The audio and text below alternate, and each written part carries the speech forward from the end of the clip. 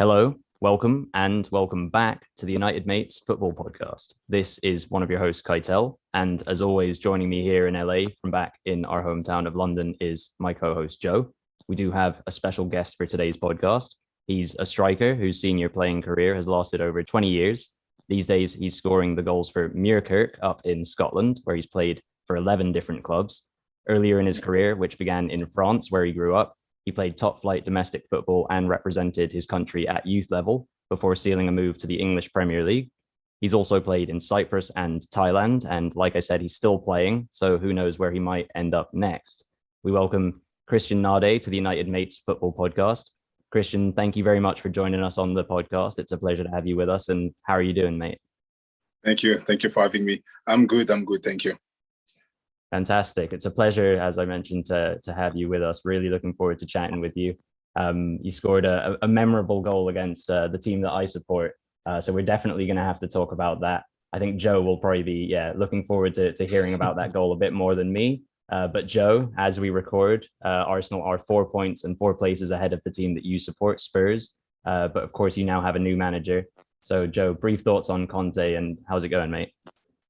I'm good, thanks, Kai. Yeah, happy we have Conte now. The Nuno era wasn't so great, so happy that's come to an end. And it was a all right start yesterday against Everton, but definitely something to build on. So yeah, we'll see. We'll see how things go from there. But Christian, as Kai said, we are very happy that you're joining us. And whenever we have a guest on our podcast, we always start with an icebreaker question for them.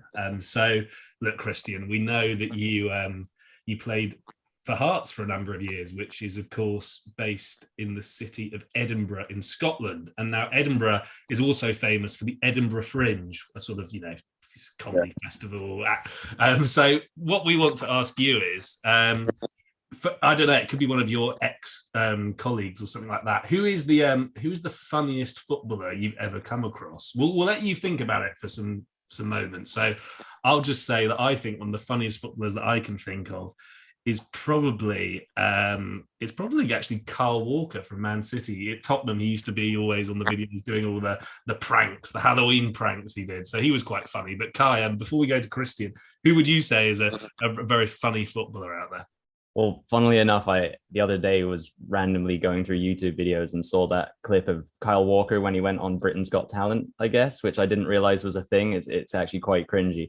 But apart from him, maybe Jimmy Bullard, he does his Soccer AM thing now. Back in his playing days, he did the Phil Brown team talk at Hull, and he did that one-time thing for Wigan where he jumped over a player like it was like a scrum for rugby, which was kind of weird. So yeah, Jimmy. But Christian, who's the funniest footballer that you know? I don't know. Actually, I'm surprised with Kat because when I was at Sheffield, he was obviously with the reserve team, and he's quite obviously on the pitch and just in training, he was very shy. Oh, okay. He was a very nice guy, but not the funny. Fair enough.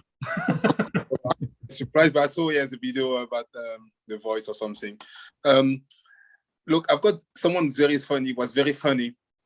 It wasn't so much of a teammate, or actually just for a very short time. It was when I was playing for the French team under 21, and I would say Patrice Evra. He's very funny. He's very he is.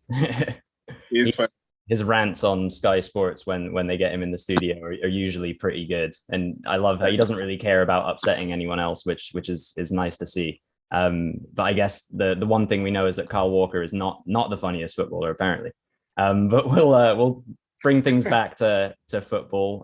We'll get on to Sheffield United soon, but taking things way back, Christian, to your childhood and as a young boy growing up in France, what was it that made you interested in football in the first place? I know your older brother Raphael also went on to play at a pretty decent level at Troyes, and then he moved to England as well, but was it his influence that made you interested in football, or did you kind of have your own path?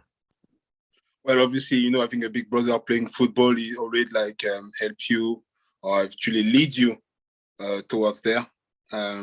So yeah, my brother was a big influence. My dad also being a coach showed me the way. And also I never said that, but there was a cartoon when I was young called Captain Tsubasa.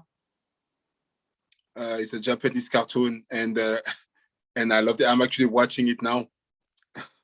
And that honestly make me love football even more. It's like kind of cartoon where the football pitch, the last 2 episodes, when just going through the crossing the pitch, and I just love it. That's kind of things, then make me want to play football and try things. No, that makes sense. Sounds like a great cartoon. Though. Well, Kai and I will have to check that out. But that's an amazing cartoon.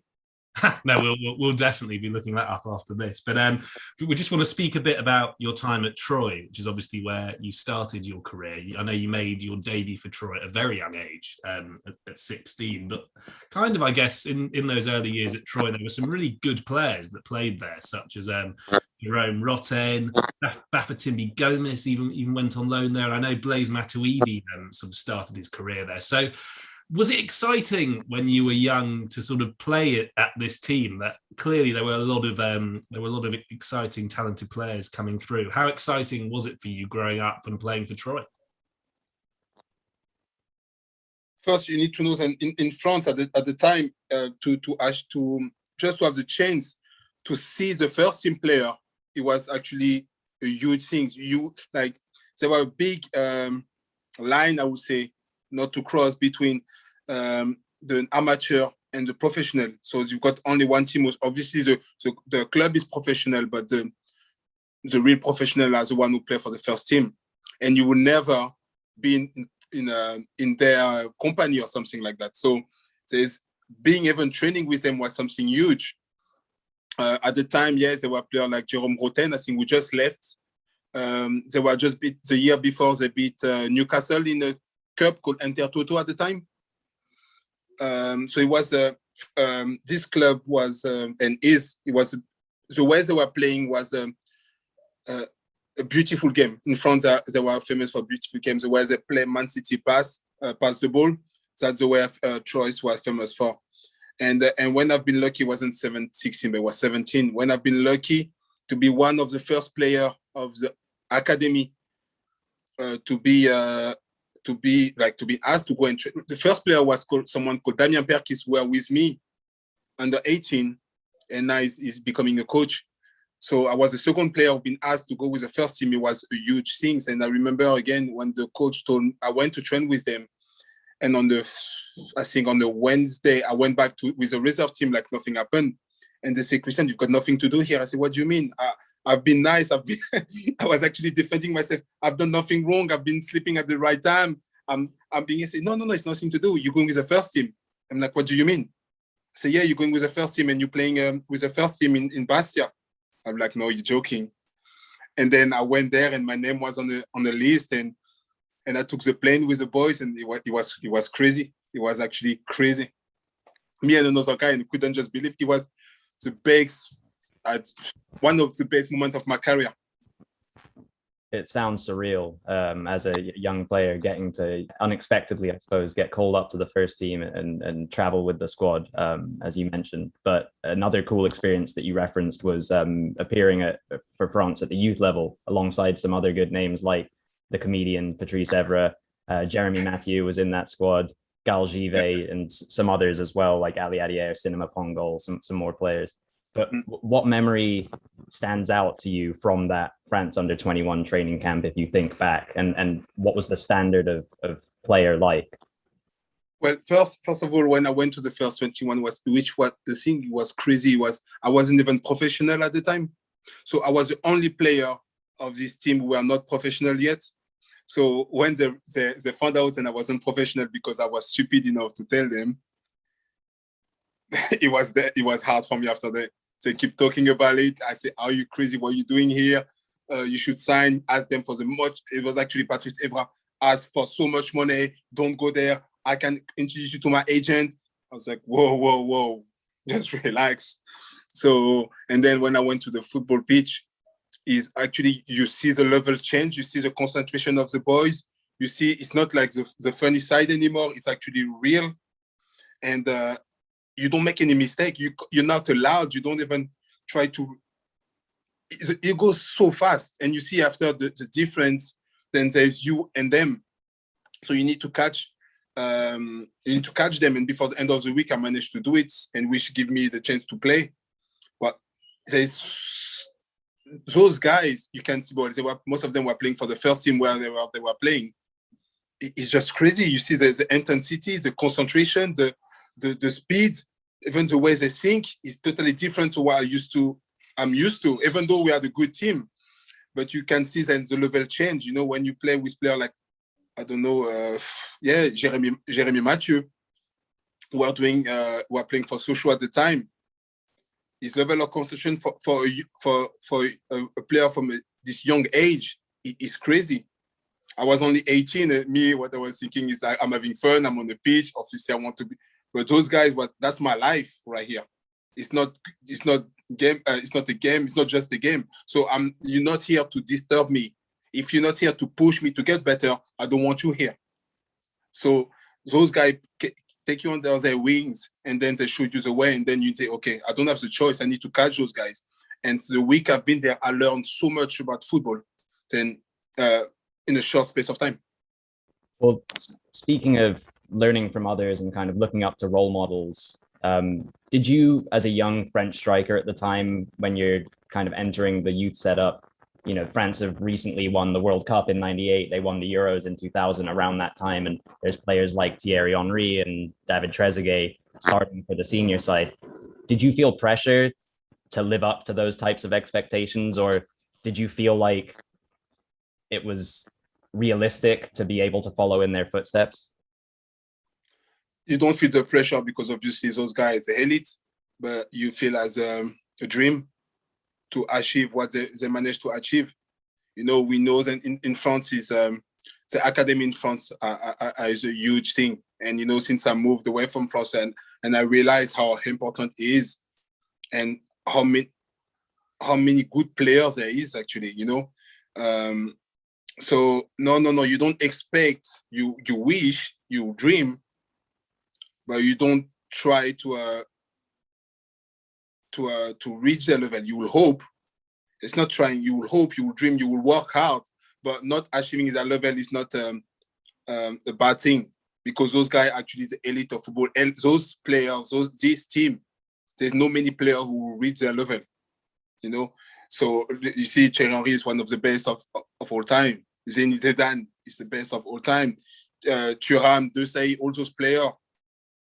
It's going to be difficult. So you don't think, okay, you want to, you wish to, you work for, but if you don't manage to reach their level, it's not a bad thing. You know, all you want to do is manage to live from football, get a nice career, making your dream come true. And obviously winning the World Cup will be the absolute goal. But it's not everybody who wins the World Cup. And you know at the youngest age, and I'm here, I'm lucky. I've been being in the academy in France, you may be like, I don't know, 200 players, and there's only maybe 5 players who manage to be professional. So you need to be very, very happy with that first. You've been selected, you've been picked up out of 100 players, which is crazy. After, when you're in a French national team, you need to know that you're the best player in the full country. That's why I remember when I went to the French national team, that's why I realized at the time I was maybe, except the one who was starting the game, I'm in the top 5 players in the whole France. That's huge. So that was enough for me. I mean, like you were saying, you know, even to get to that level is so impressive in itself. But having had that taste of, you know, French under-21 football early in your career, when maybe it became apparent that playing for the French national side was maybe going to be a bit too challenging, giving all those names we just mentioned and many more as well. Did you ever consider the chance to perhaps represent another country like Ivory Coast or somewhere else? Where did that ever cross your mind to try and play for someone like that? The thing is, I've been called up by Ivorian national team in same times, and I've been called up for the French national team. So the Ivorian national team called me for the first team. The coach at the time was Robert Nouzare, called me to be in the first team, which I accepted. But like I said previously, I wasn't a professional yet. And unfortunately, my club, there were no player issue from the the academy in Troyes at the time, who've been in the national team. So they told me clearly, if I don't go with the French national team, they won't sign me professional.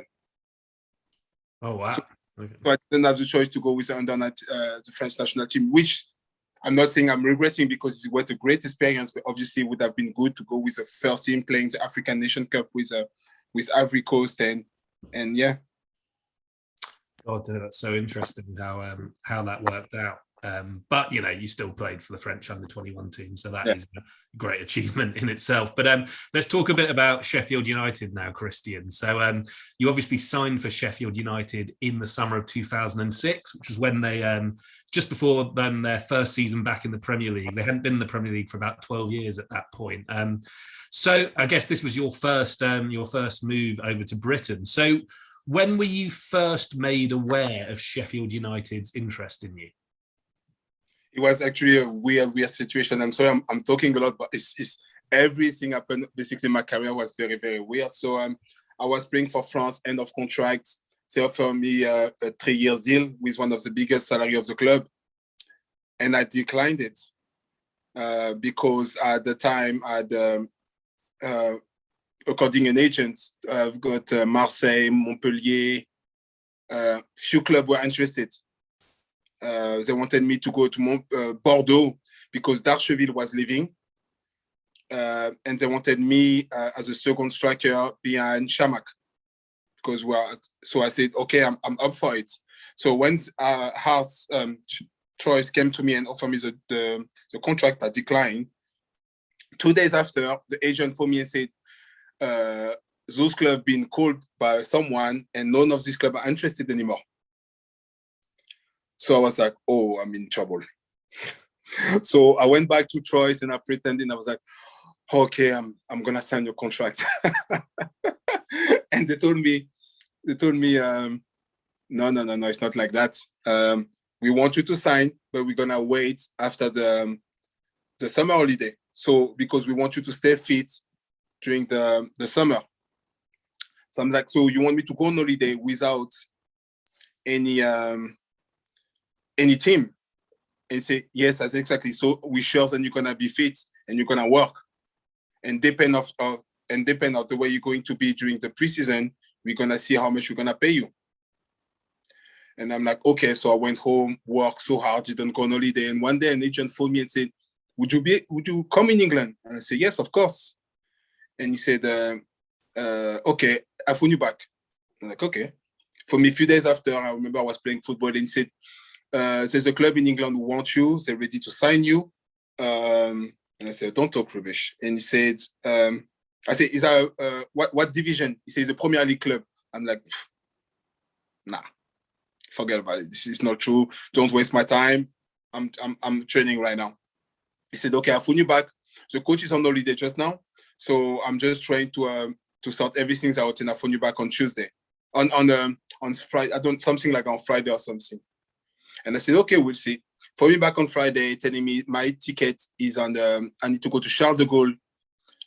My ticket is for Tuesday. And I've got my plane, I've got my flight. I said, okay, I'll be there. On Tuesday, I said, no, I'm not going. My mom pushed me. I said, no, I'm not going. That's a lie. I don't want to waste my time. Just let me go. I'm going to train. She said, take your stuff. We are going to, no, first, sorry. Yeah, I still didn't know the name of the team, by the way. I think so. No, I knew it was Sheffield. So I said, I'm not going. I don't want to go to the airport. And say, get your stuff. Let's go to the airport. So I went to the airport and the ticket was there. So I was very, very surprised. And I arrived in Leeds. And I waited for an hour and a half because the agent wasn't there. So I said it was a lie. I phoned my mom. I said, I told you I shouldn't have been here. You're wasting my time. I should be training. I was very, very mad, but I was very respectful on the phone because I knew I had to come back. Then she phoned me, and then the guy came pick me up. I remember he came pick me up with a small car, and I'm like, oh, that's not really an agent car. That's not gonna work. I don't see it happening. And then we arrived in Sheffield. He put me in a hotel, and the real agent came to see me in the hotel and say, look, what's going to happen? You're gonna go tomorrow, sign your contract, take some pictures, say hi to the coach, And that's it. I'm like, what? So I went to Bramall Lane, met Neil Warnock, give me the contract, put on the table, signed, and he said, see you prison.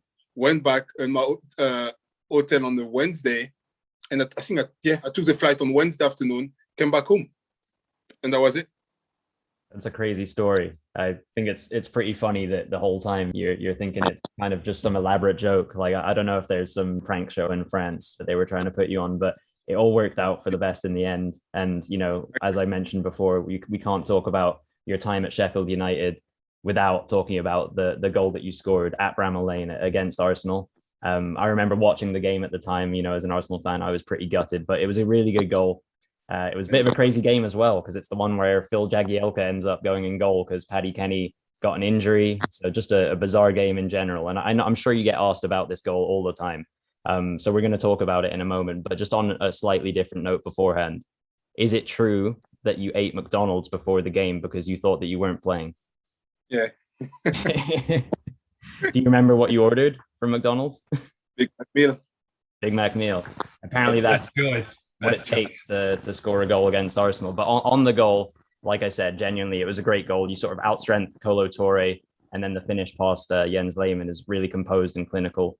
But about the way that you get the ball past Touré, are you familiar with the Bergkamp goal against Newcastle, Christian? Yeah. Okay, so in this situation, I guess you're sort of like Dennis Bergkamp, Kolo Touré is Nikos Davizas, Alan Quinn is Robert Pires, and Jens Lehmann is Shay Given.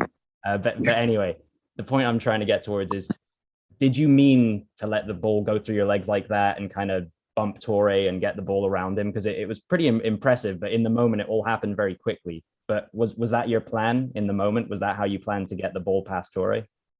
Yeah, because what happened is actually, I think 5 minutes before, actually, I received the ball in my feet in the same position, actually the same place, and he tried to anticipate. And when he tried to anticipate, I managed to roll him with my body and turn. And I passed the ball to Kazim Richard at the time, and he was offside. So when the ball arrived, I said, okay, he's knows, and if he come again, I'll be able to roll him. So he's going to wait and try to just follow me.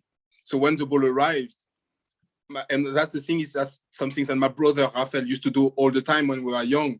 So when I saw the ball coming, I said, this time I'm going to do it. And then... yeah, I wish you didn't do it, but you did it well.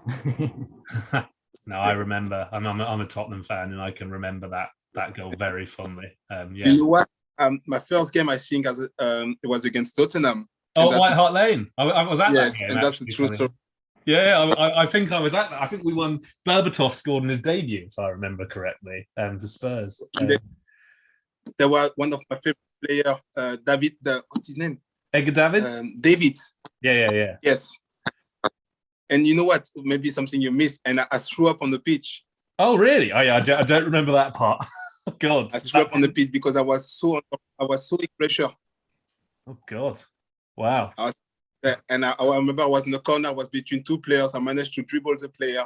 And I passed the ball to, I think, Quinn, and I missed it. And then there was a counter-attack. And then they started to go crazy. And I started to panic. And I started to throw up. Oh God!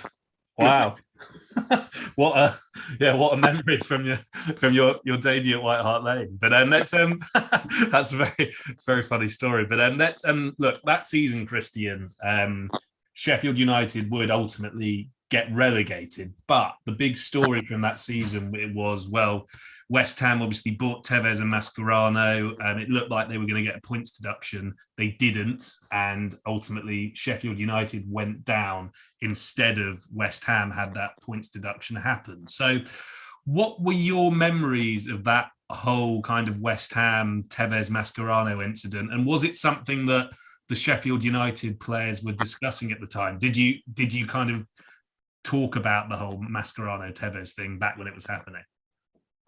Obviously, you know, as a player, you won't talk about this. You know, we went down at the last day, so we didn't really talk about this. We were gutted because we had the future of the club in our hands, so it was up to us.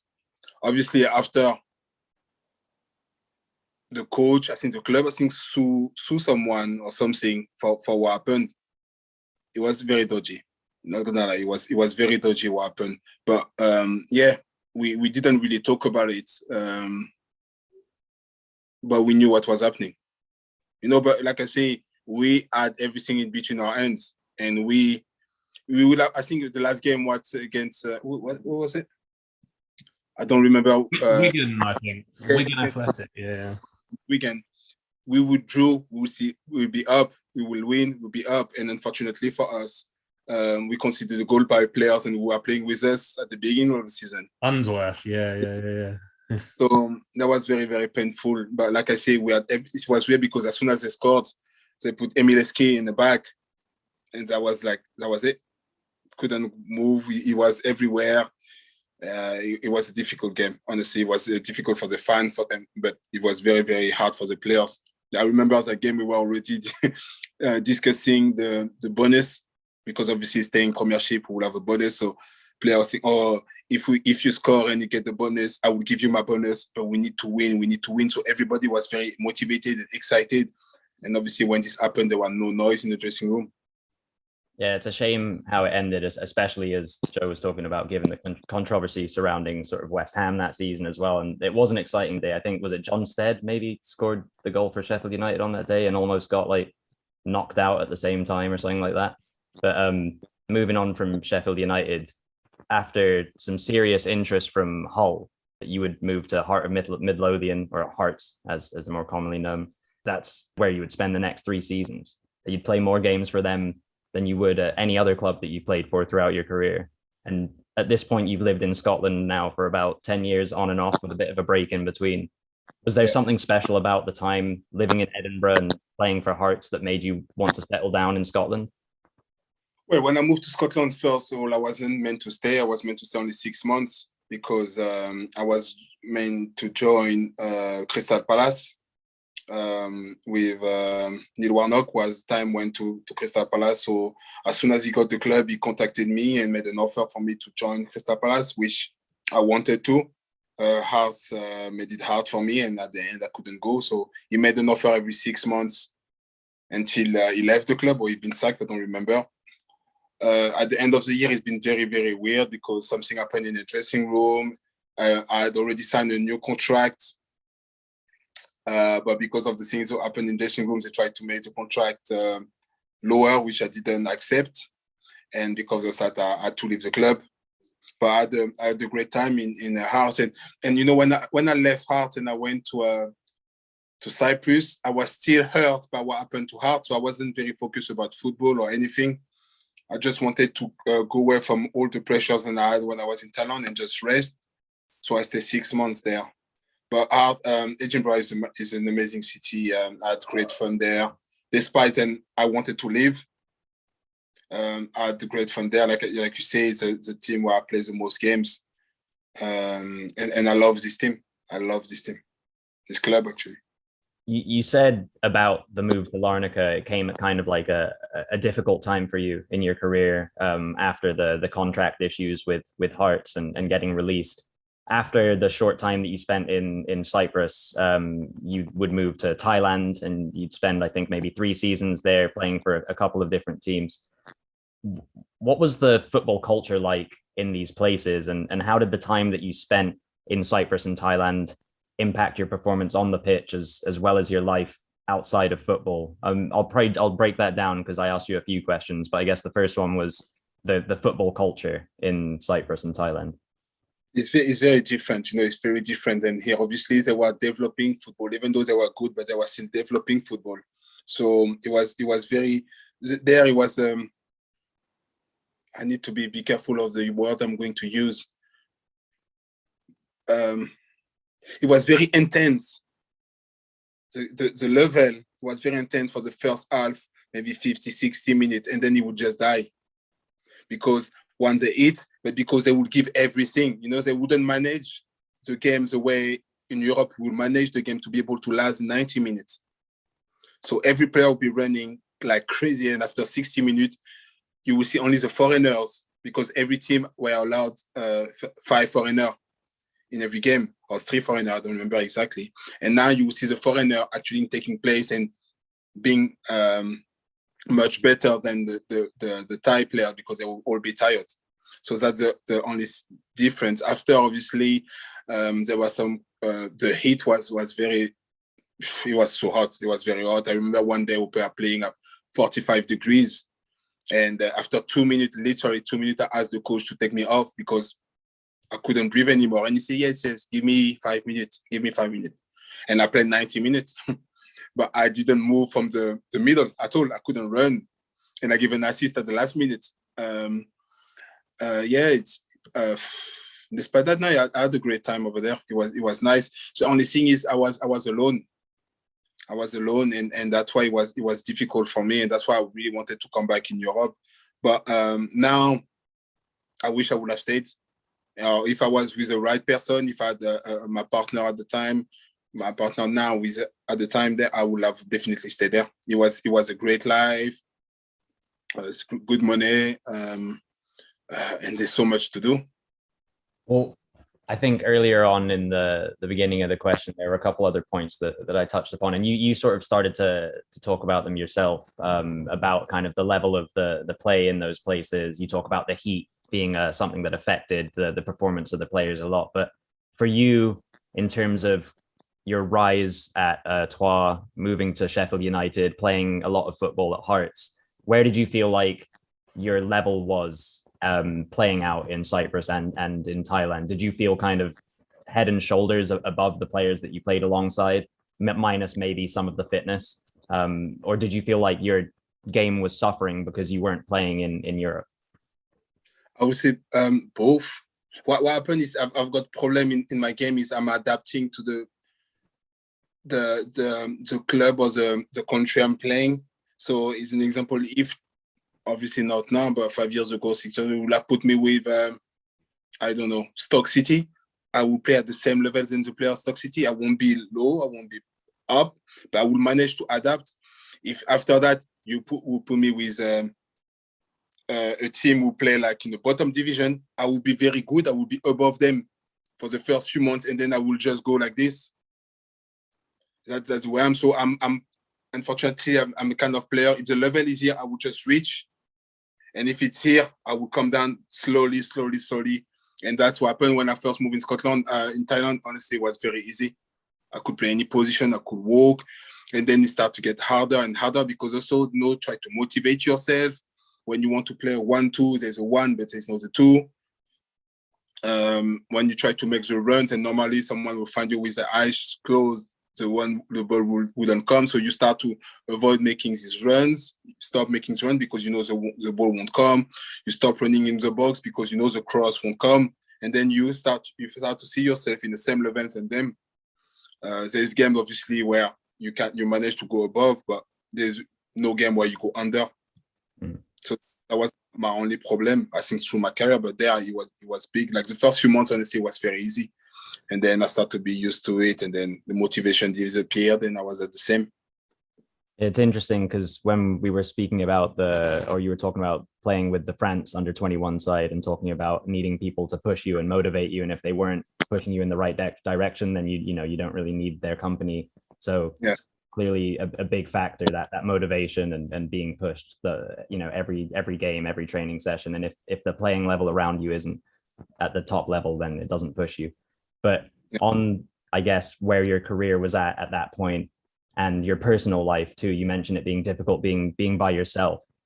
Was that kind of a pretty tough time for you in the midst of your football career, being by yourself, being maybe where you would never have imagined yourself playing in Cyprus or in the Far East of Asia when you were a young aspiring footballer? Did you ever kind of look in the mirror and think, what's going to happen to my career, or sort of how did I get here? You actually resumed it. Like I remember one day my brother came to see me in Thailand, and he came and he saw I was training, and he was like, "It's weird. You've got nothing to do here. Like I saw you when you were playing for at the beginning, when you were playing at Troyes, when you were playing for Sheffield, when you were playing for Hearts, and now I see you in Thailand. You've got nothing to do here. And even when I see you in training, you've got nothing to do here." And that hurt me so much. I was already hurt, and I knew myself and I shouldn't be here. But that hurt me so much, and I remember I said, I need to come back.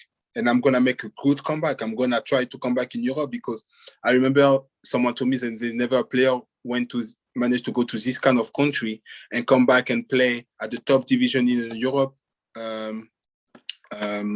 championship. And I said, okay, I'm gonna do everything to come back, and I managed to.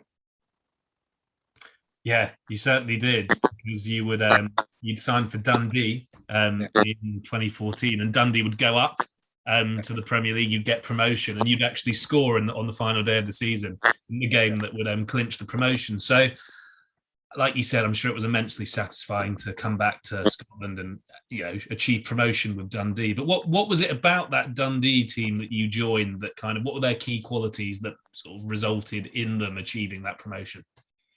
First, Dundee was very weird, because before to join Dundee, I wanted to stop football. Because when I left Thailand, I had a surgery on my knee, and the surgeon told me I've got 7-8 months without touching the ball or do anything. So I came back, and I was helping one of my friends who are coach, and he's 5, but I wasn't able to train or anything. And at some point, I just was fed up, and I said, I'm going back to France, and I'm going to stop playing, and I'm going to find a job, and that's it. So I actually left. I went back home to France, and someone phoned me and said, oh, there's this club want to see you. So coach really wants you to come. And I said, I haven't played for 7 months, 8 months. I haven't touched the ball. So no, I'm not coming back. Say, yeah, but they want to see you on trial. Come back. I said, no, I haven't touched the ball. My knee is still swollen. I'm not going to come back. And say, please come back. And I said, okay. So my mom forced me.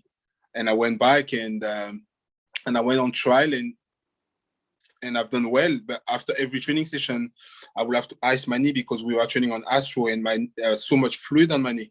It was awful. But I wasn't telling the physio there. Then obviously my knee was very bad.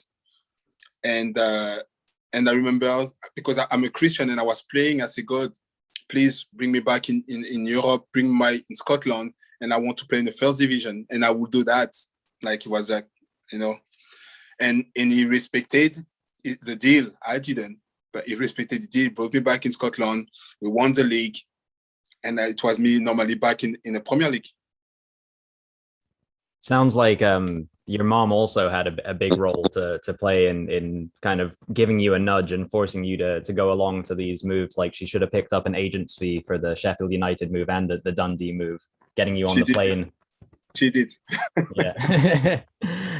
So after Dundee, you would be playing for Raith Rovers in Scotland still. And besides the goal that we talked about earlier against Arsenal, you'd score quite another momentous goal in your career, and it was in the Scottish Cup 5th round back in 2015. It was Raith's first away win against Rangers since 1959 at the time.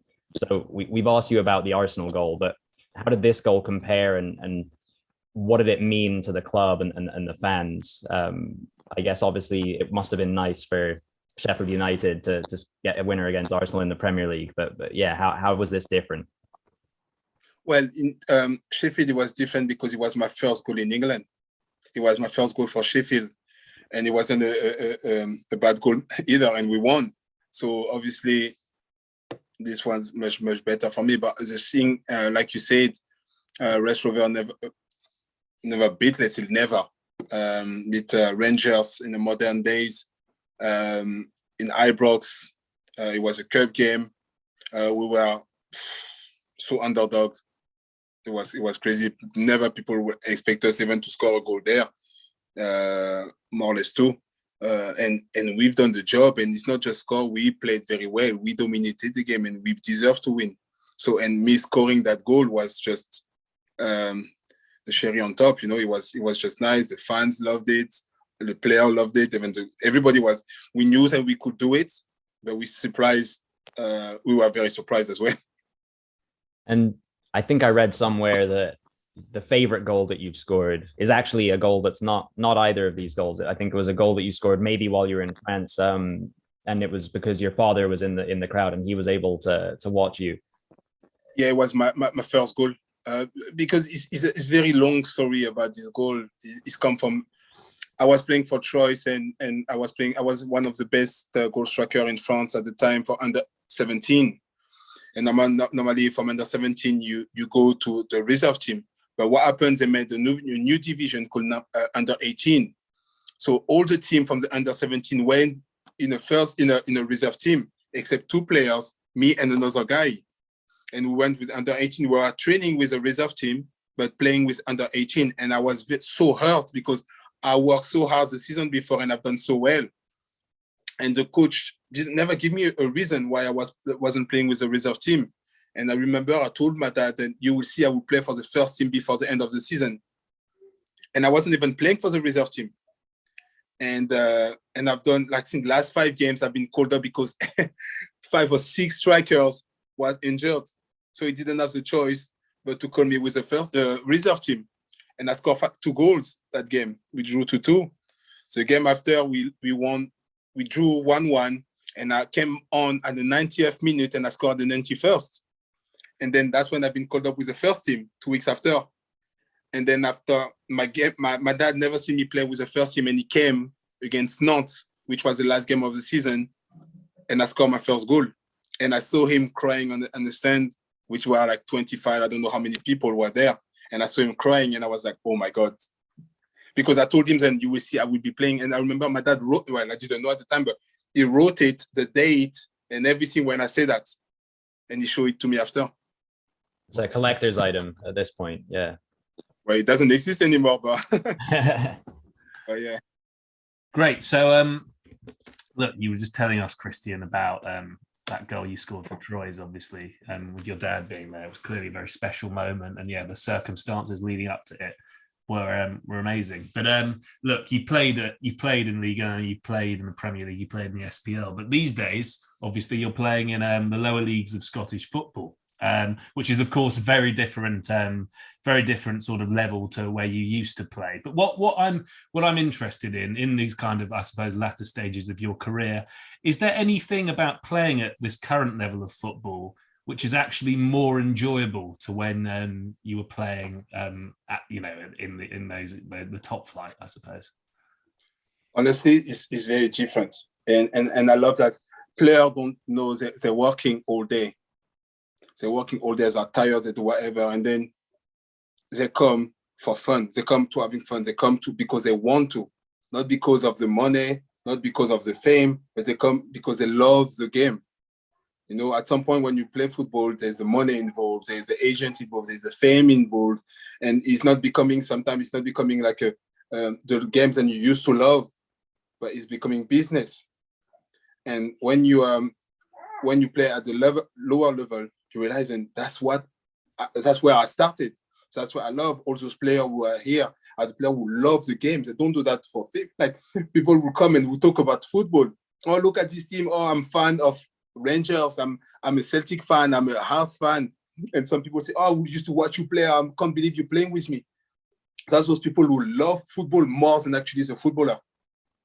Yeah, you're certainly right. I mean, I haven't played non-league football, but that's why we do the podcast. We love the game, and it's great to to speak to people like you. And I'm sure your teammates, enjoy playing with you too. But that is all we have time for today, Christian. I want to thank my co-host Keitel first, and then obviously a very big thank you to you, Christian. We've really enjoyed having you as a guest. And for our listeners of the show, how can they best follow you, Christian, and everything that you're up to? I'm not a big social media thing. I do my thing. I'm trying to be. Some things that I never thought I would do, but I love. The fact that I've been playing. I've been able to play in different leagues in different countries, make it so valuable, and so I feel rich just because of that. And I think I've got so much to give, and I think I want to become. A coach, so I'm gonna try to become a coach, and also helping a young player to develop their talent, and maybe even being agent if I can at some point. But I just want to stay in the sport environment because I just love it. I can say that certainly, for myself, and I'm sure for Joe as well, we both feel richer for having had this conversation with you, and I think you'd make an excellent coach or an agent given your experience and your professionalism as well. So good luck with that, if that is what you end up pursuing. Good luck playing at the minute for your current side, Muirkirk, as well.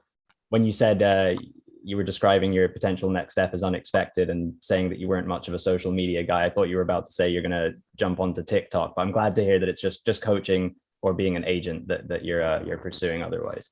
But to our listeners, if you enjoyed this interviews, please do follow us wherever you like to stream your podcasts. Just look for United Mates Football Podcast. You can find us the same way on YouTube if you feel like putting any faces to the voices. Please subscribe while you're at it. On Twitter, Instagram, and Facebook, we are at United Mates FP, so give us a follow there. And then for all of the content I mentioned and more in one place, visit the website, unitedmatesfp.com. Thanks again, Christian. Until next time, everyone, take care of yourselves and take care of each other. Goodbye.